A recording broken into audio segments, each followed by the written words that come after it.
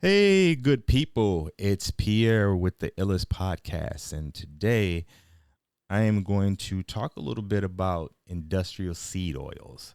Now, this is something that I've been researching for a little bit and kind of started to get into it last year.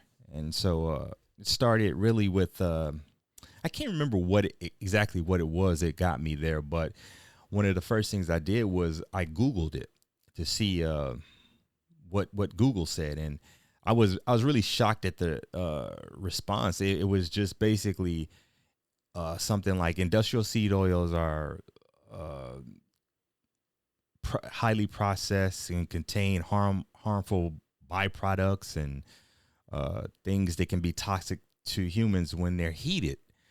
And I was just like, I'm always making changes with food, but you know, when I have to make another, it's just kind of like, here we go. But so down the rabbit hole I go, and I look, learn. And and once I see something like that, I can't turn away from it. And it isn't a perfect life I'm trying to live. I'm just trying to live one as out of my primary care physician's office as possible. And because I do personally believe in the research that I've come across, and some of them have been scholarly articles on PubMed. Some of them have been from people who are in the influencer area. But influencers are just like anything else. You can take something like that and you can extract the stuff you need from it and throw the rest away, because there's a lot of clickbaity stuff or stuff that's trying to breed fear and trying to get you to buy something. Me, I don't have any of that. All I care about is trying to make this life a better place for humans to live in. And I think by spreading knowledge like this is a way to do it. And that's one of the ways I give back. So these industrial seed oils are everywhere. They're in everything. The main ones are corn oil, canola oil, peanut, safflower, soybean, rapeseed, um, sunflower. And sometimes you may look in some ingredients and you don't see any of those listed as an ingredient. And you're thinking, I'm good. But the thing is, you have to be savvy, because what I've come to understand that some of these oils go by different names. And if you don't know them, you might be getting them unexpectedly. So one of the names they go by is high oleic um, oil. And that's I think that has is derivative of the sunflower. So oleic anything, I pretty much just don't get it. I do spend a lot more time in the grocery store than I used to, but once I find something that's good, I try to just stick with it. So it kind of boxes me in a little bit, but I'm okay with it. If it's better, I don't have to have that much of a variety. But yeah, there have been a lot of putbacks in the aisles for sure. Looking at these certain products that I used to eat, and I'm picking them up, and I'm like, God, Jesus, this has it in it there too. And I go, it's just very frustrating. That's what I mean. It's very frustrating to. I can't tell you how many products I used to consume under the guise of being healthy, and they were the furthest thing from it. So, and I just X them out of my life. And then there are certain things that there's like maybe some information on, but when I look into it, I'm not seeing enough evidence, and I'm not seeing evidence that is like smoking gun type of evidence that this will do this to you, or this breeds this, or leads to this condition. I'm not seeing anything like that on certain things that I still do consume. But seed oils is one of those things that, I mean, it's so, no one even thinks of this, and it started probably with Crisco.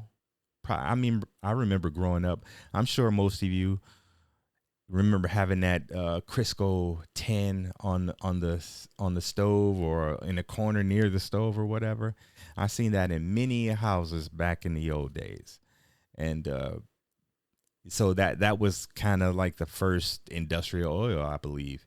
And Crisco went to what was Mazola, stuff like that, and that was I'm assuming that was canola oil, and so on and so forth. And they just put these things out like that. So, at any rate, these oils have been known to lead to such issues as inflammation is a big one, autoimmune disorders, which inflammation can fall under, of course, diabetes.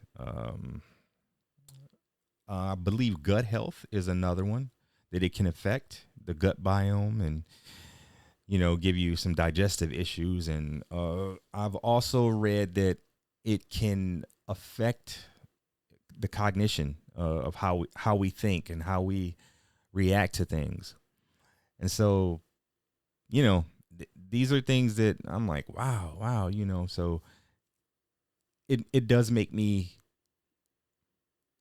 sad in a way to know that things like this get approved by our FDA when you can look at something like these oils, and I'm not saying they are, but I'm just saying that sometimes you'll see an oil like this or something that is supposed to be healthy in some other place. It's just considered a poison.